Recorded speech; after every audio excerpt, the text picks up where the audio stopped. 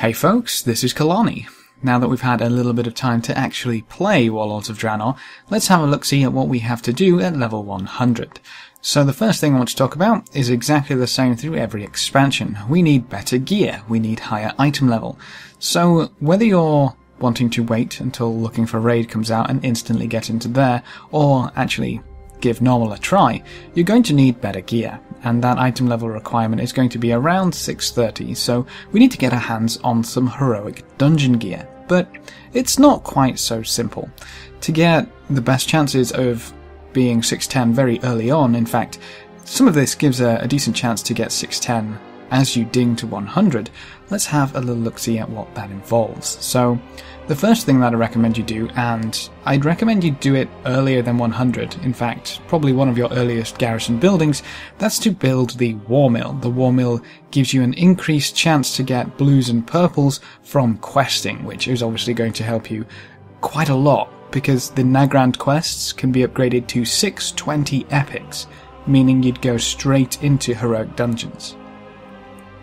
So, the War Mill is the first thing, and obviously there's the second part of that in that you need to quest. It gives you a higher chance for your quest rewards to be incredibly useful. So, quest in Nagrand, that's probably the best place to do things, preferably with the War Mill. You can do it without the War Mill, but you wouldn't have the chance, or you wouldn't have as high a chance to get those nice upgrades. And then there is one quest for your Proving Grounds when you hit level 100 to do the Bronze Proving Grounds for whatever spec you choose to go for, and that can upgrade to a 640 epic weapon, which is the highest epic weapon I believe you can get without being incredibly lucky, but there's still some luck involved there. Now, if you still don't hit 610 from questing in Nagrand, that's really unfortunate, and you'll need to go do some normal dungeons, but that's fine. They drop 615 gear, so it shouldn't take you too long to get to 610. After that, simply farm heroics until 630 and you'll pretty much be set for whatever raids you decide to go into. Remember that you can get Warforged heroic gear, and you can have the extra stats as well as gem slots. So you can continually farm the heroics even if you're 630, and there's still a chance for an upgrade. Failing all that, if you can't be bothered with the dungeons or you've been really unlucky with your upgrades, PvP Honor gear is actually 620, and you can happily farm Honor in Battlegrounds or Ashran, get the 620 gear and take that into heroic dungeons. It really isn't going to make too much of a difference. I believe the boxes which you can get from the end of Battlegrounds have a chance to include loot as well, and if you're incredibly lucky they may include some of the epics, which are 660, I believe, although I haven't heard of anybody getting a hold of any of those just yet, so that may be a little far-fetched. Now, the Apex's crystals can be used to buy 630 gear and upgrade that gear to 645. Bear in mind, further upgrades are going to be available when the raids actually start, so it's definitely worth gathering up Apex's crystals, buying the armor, and then upgrading it when you can. It's a nice way to get your hands on a few bits of gear. So, just very quickly, additional to everything else, you can go buy things. So, you can buy the BOA epics. Bear in mind, people are asking quite a lot for them. I sold one for 165k. So if you're rich, that's one way to buy yourself into heroic dungeons and raids, although I don't think you'd replace a lot of that anytime soon. Now, the next thing you can do at level 100 is your legendary quest. You probably should have started it a little earlier because it opens up at 98, but the first section of the legendary quest involves going to Skyreach, and you simply need to kill the last boss in Skyreach, hand in the quest, and you'll get a 640 ring, which helps with the previous thing. So that's nice, that's easy, and when you progress through the heroic dungeons, you can upgrade that ring to 680, so it's definitely something to keep on top of. You don't want to be like the people at the end of Mists of Pandaria, where, you know, they kind of had a lot of time to catch up to get their cloak, and they were quite a bit behind in whatever role they were doing simply because the cloak was so strong. So keep on top of the legendary quest and you'll be pretty happy going forward in raids. The next thing is probably one of the biggest things about Warlords of Draenor, and that's your garrisons. You need to get your keep to level 3 when you hit 100. That's a little difficult considering it's going to use 2,000 garrison resources. If you need any help on gathering those, I've got quite a few videos explaining garrison resources, but basically you want to kill rares, you want to collect treasures, and then complete story quests, really. That's going to be your huge chunks of garrison resources.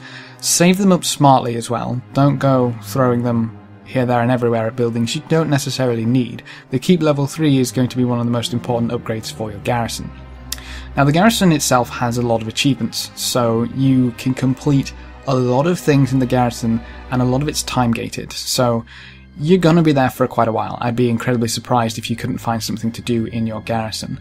A lot of the buildings have fun little bits and pieces as well, like the quests from the inn. You can happily go into dungeons and complete those quests and get some new items, some new toys, some new pets. It's pretty awesome. So the garrison itself is awesome to explore and learn everything there, but it's also really cool to progress with as well. Talking about progression, you've got your followers to level up through missions, and you can also upgrade their item level through missions or through buildings, so you've always got something to work towards. Now, garrisons tie really closely into professions. Professions are another thing which you can happily do at 100. Some of them give you followers, such as fishing, giving you Nat Pagel, which is really cool, and then you have cooking, which obviously is going to supply all of your raids with feasts, and maybe make a little gold on the side. Quite a few of them seem to be selling relatively high, which is nice to see. Then obviously you've got all your crafted gear, which you can either sell or use, helps with the item level deal, or you can run around and pretend to be some form of magic enchanter. I don't know. The professions seem to be incredibly strange this time around. Some of the materials are bind on pickup, some of them aren't. Some of them have a really nice way to get to 700 and some of them are just terrible. So, depending on what profession you have, that could either be really easy or really frustrating, but it's something to knock out. Remember, you've got a title for getting a profession to 700 and then a few more achievements after that. Speaking of achievements, everything that was in the game is still here, including pretty much more of everything. So you've got new dungeon achievements, new challenge achievements, new heroic achievements, you've got new achievements out in the world, you've got achievements for doing this, that and the other, and every random task available to you. You've got all the Lawmaster achievements, and then you've got everything which you didn't yet complete. And all of that is just going to be easier because you're now level 100. Pretty much every raid before level 90 is going to be fully soloable, so shouldn't really have too many issues with that. If you do, just grab a few more people and go bash down those achievements you didn't quite get yet. So there's always stuff to do unless you're, you've got every achievement like some of those crazy people. But I'm sure you can find a mount to farm, a pet to farm, maybe something transmog-wise. There's always something to do in the old world, including Mist's rares. So if you missed any reputations in Mists of Pandaria, bear in mind that the War Scouts and the War Bringers will pretty much have no competition now, or shouldn't have too much competition, so they should be a lot nicer to farm, getting you those extra achievement points, extra reputations, and all that good stuff for all those people who like to be completionists. Now, if none of that is your thing, you still have PvP. And obviously that's exactly the same going forward. You can gather all your PvP gear ready for the season and ready to bash down arenas. It's good stuff, raided battlegrounds, all that nice cool stuff. But now you have Ashran. Ashran is a lot of fun. If you haven't gone to Ashran yet, you need to go to Ashran. It's kind of crazy. Sadly, right now it does seem to be a little dominated by either side, but hopefully when cross-realm zones are introduced, I know that was one of their plans. They were going to basically, oh, well, this realm is 90% Horde, let's pair it with this 90% Alliance realm, and then they can actually have people to throw their faces at. So that's something that should be there, and hopefully that's still a plan going forward, because dominating the other side isn't quite as fun.